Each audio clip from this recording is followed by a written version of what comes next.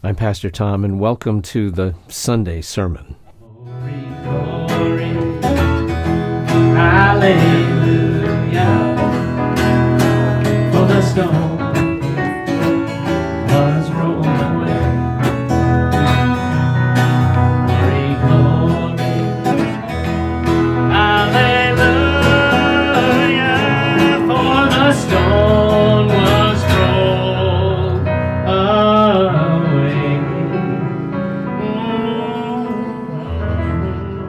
So I'm going to read to you now from Matthew chapter 27, verses 62 through chapter 28, verse 15.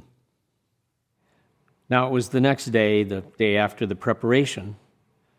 The chief priests and the Pharisees gathered together with Pilate, and they said, "Sir, we remember that when this man was still alive, this deceiver, he said, 'After 3 days, I'm going to rise again.' So give orders for the grave to be made secure until the third day, lest the disciples come and steal him away and say to the people, 'He has risen from the dead.' And that might result in the last deception being worse than the first." And Pilate said to them, "You have a guard. Go make it as secure as you know how." So they went and made the grave secure, and along with the guard, they set a seal on the stone. Now, when the Sabbath was completed, as it was just beginning to dawn on the first day of the week, Mary Magdalene and that other Mary came to look at the grave. And behold, a severe earthquake had occurred, for an angel of the Lord descended from heaven and rolled away the stone that was sitting upon it. And the angel's appearance was like lightning. The angel's garments were as white like snow. And the guards shook for fear of that angel, and they became like dead men. Now the angel said to the women, "Do not be afraid, for I know that you are looking for Jesus who has been crucified. He is not here, for he has risen just as he said. Come, see the place where he was lying. And then go quickly and tell his disciples that he has risen from the dead, and behold, he is going before you into Galilee, and he will see you there. This is the message I have for you." Well, the women departed quickly from the tomb with fear and great joy, and ran to report this to the disciples. And behold, Jesus met them and greeted them, and they came up and took hold of his feet and worshipped him. And Jesus said to them, "Do not be afraid. Go and take word to my beloved to leave for Galilee. You're going to see me there." Now, while they were on their way, behold, some of the guard came into the city and reported to the chief priests everything that had happened. And the chief priests assembled with the elders and counseled together, and they gave a large sum of money to the soldiers and said, "You are to say this: his disciples came by night and stole him away while we were asleep. And if this news should reach the governor's ears, we will win him over and keep you out of trouble." And they took the money and did as they had been instructed, so that this story was widely spread among the Judeans, as it is to this day. In this story, it's only in the Gospel of Matthew we have the story about the guards and the sealing of the tomb. And so there's a couple questions that come up when you're reading it. For example, what kind of guards were they? And the two likely possibilities are that it's a Roman guard, or the other is that it's a Judean temple guard. Because we know that the temple had some kind of security force. They guarded the grounds, and they would have been the ones who arrested Jesus in Gethsemane. And so picture, if you want to think about it, picture like the Swiss Guard in the Vatican in Rome. So they had some kind of internal security that they utilized. And so when they went to Pilate and they asked permission to, seal and guard the tomb, Pilate's response can be taken in one of two ways. He says, "You have a guard, go make it as secure as you can." So he could be saying, "Okay, all right, you've got it. In other words, I'm giving you a guard, sending you with a squad of Roman soldiers to guard the tomb. Or he might have been saying, well, you have a guard, just go take care of that yourself. Make it as secure as you're able to do. It could have been either one, and I don't pretend to know which. The story later on,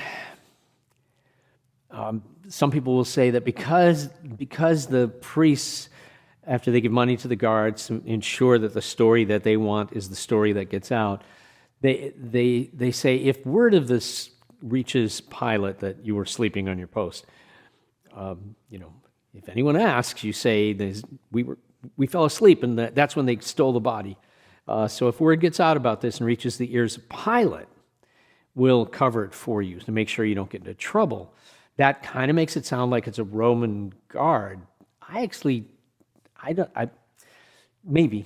it's probably a temple guard, because they go and report to the temple. They don't report to the Roman hierarchy of authority. They don't report to a centurion or something like that. They come back to the priests. That's my personal suspicion. And they also would have been the ones who would be far more interested in preserving the party line, the way we see politicians do all the time, where they'll whatever the party explanation for some event is, they'll be parroting it all over the place, even if it's not true or not likely to be true, or even if they don't personally believe it, because that they're loyal to the party. So these guards would have been loyal to the temple, and if the priest said, this is what we need to do to preserve the temple, and they would have gone along with that. This is just how that works. So that's my personal suspicion, is that they sealed it, that it was probably a temple seal, which just means some wax and probably a rope or a cord that's attached at 3 points on either side of the stone, and then in the center of the stone, and sealed with some kind of stone steel seal. And it's so that if somebody breaks the seal, you can't remove the body, you can't go in there or come out without breaking the seal. And that's kind of the thing about seals. They're not really security as such. A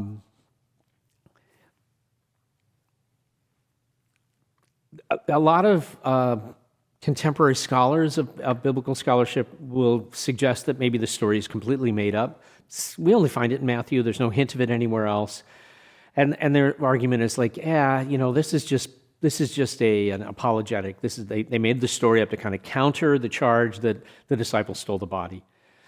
And that could be true. I don't know. I don't think so, but it doesn't matter. I mean, in fact, from my point of view, let's just say they did make it up. One of the things that suggests is that they had to make it up because the story was going around that the body was stolen, which means that no one's really arguing about the fact that the body of Jesus disappears.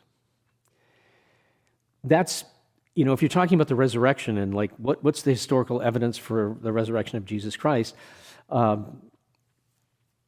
what we have are reports and people talking and stuff like that. Mostly what we have is Christians saying the tomb is empty.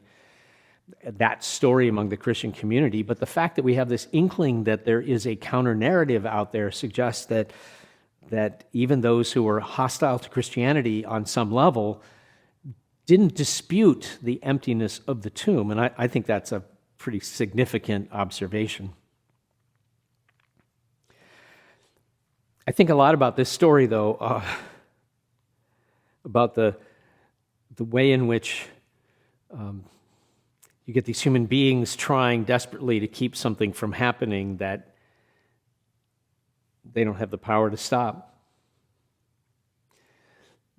But they don't think it should happen. It's not supposed to be this way. This is not how it's supposed to go.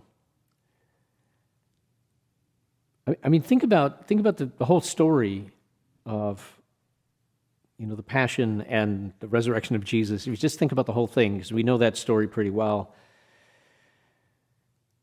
And what do you have?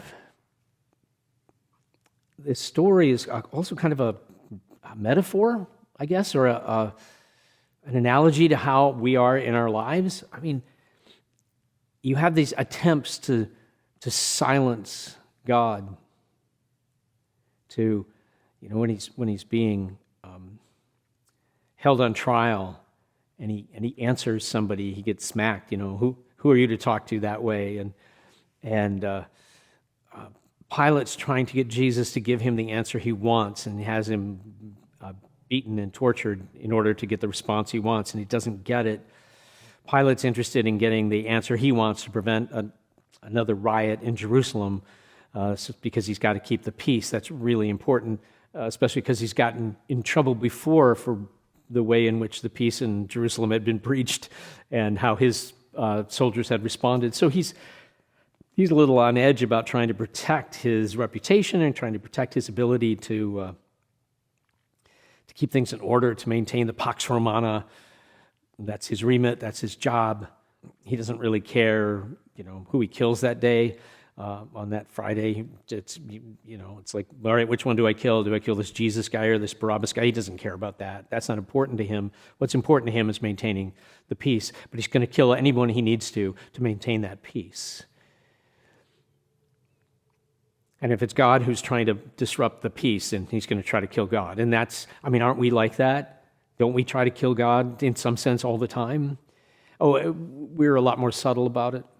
Not so obvious as crucifying God, and yet not really subtle. We try to remake God in an image that we find more palatable, to turn God into a kind of golden calf that we can worship happily, or we try to silence God's voice in our lives as God speaks by suppressing the sound of it, the challenge of it. We fill our time in our lives with so much noise that we don't have time to listen to what God is trying to tell us. So that way we don't have to hear when God is trying to tell us. We don't have to pay any attention to that voice, that still voice in us, poking and prodding and trying to get us to go a new way. We try to silence and bury God within our own practice. There's a lot of times we, as Christians, will convince ourselves that we're good because we do all the, I go to church and I do all the stuff.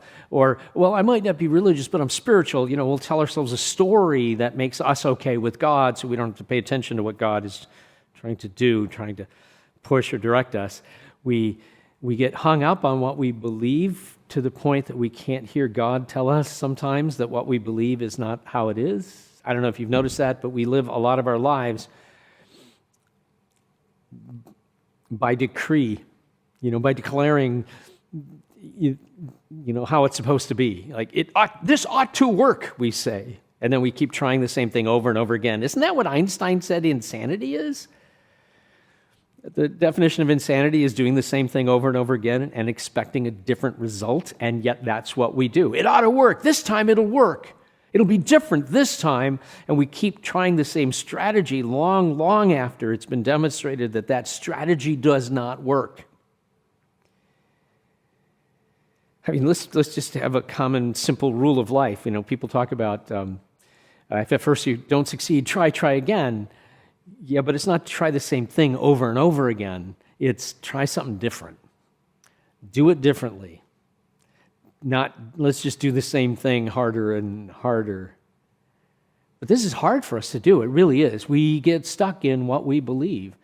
I remember talking with a young woman. This was right kind of as COVID was finishing up. But during the height of COVID, when it was really bad and a lot of people were dying, I think what were the death rates? 3,000, 5,000 people a day. We lost 1 million Americans during that. And she was in nursing school, and if you're in nursing school, while you're in school, you always work in the hospital as a nursing aide. So she was working as a nurse's aide, and she was in the COVID unit, and she was telling me, now by this time she was a graduate, she'd already graduated, she was, past her board, she was a nurse, but we were talking at a wedding actually about this experience, but she was talking about how there she was, and she's wearing all of the protective gear. She's got the gloves and the gown, and she's even got the respirator thing because she was there all day long. So instead of just wearing a mask, she had the device with the filter, and it was blowing air, and it's like, a space helmet almost. And she was talking about taking care of people who were dying from COVID, and we're telling her that she didn't need to wear all that protective equipment because COVID was a hoax. It was killing them, But he was like, to admit that they were wrong in their belief that it was a hoax was beyond them. It was killing them, and they still couldn't do that, wouldn't do that. They clung to that. And I think I'm a preacher, so I think about that because I keep thinking, what if I'm wrong? About the stuff I believe with all my heart, and it's like, could I admit that if there was, if there was enough evidence or sufficient argument to demonstrate that to me, so I could be persuaded? What is the line? What does it take to get you to change your belief? And I think about that. Would I get stuck there and insist on believing, even if all and everything was saying that wasn't true? Or would I change? So if you think about them sealing the tomb in that way, that's kind of them saying it ought not to happen. God ought not to do this, that the Messiah ought not raise from the dead, that this story ought to be done, finished, over. And they sort of declared that this is how it's going to be. And even after it changes, they still insist on their belief system that nothing has changed. Even though on some level they know that the body disappeared and there were, the report involves angels, but even so they can't believe it. They insist on the story that they've always had, the belief system they've always had. This is what we tend to do. And so in our own lives, we're constantly trying to seal God up, put a guard on the door. But here's the thing. It doesn't work. It doesn't work because God cannot be sealed up. Not by a tomb, not by a giant stone at the entrance, not by a seal across a grave, not by a guard to watch over, not by anything. God cannot be stopped. When God decides it's time to move, God moves. When God decides to move in us, God moves in us. And we can turn our eyes and we can insist on a story that is not the true story, but we cannot stop God from doing what God is going to do. God intends to see us transformed and changed. God intends to see us grow. God intends to see us step away from our own dying and death into life eternal. God intends for this to happen, and God will not be stopped no matter how hard you and I try to stop this from happening. And here's what to me is the guarantee of that, the proof of that. Christ is risen. He is risen indeed. Christ is risen. Christ is risen. Can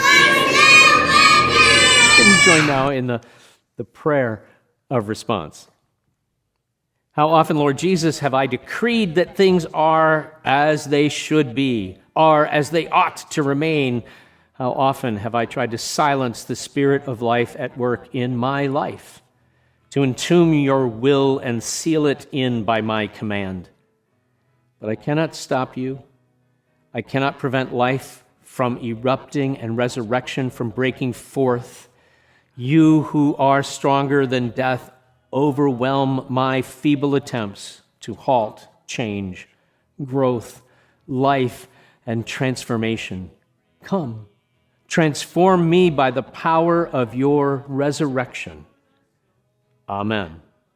We hope you can join us for regular worship, 8:30 Sunday mornings at Christ United Methodist Church, and 10:15 Sunday mornings at Stanton United Methodist Church. And if Sunday is not your jam, join us for Pizza Church Monday nights at 6 o'clock at Christ United Methodist Church.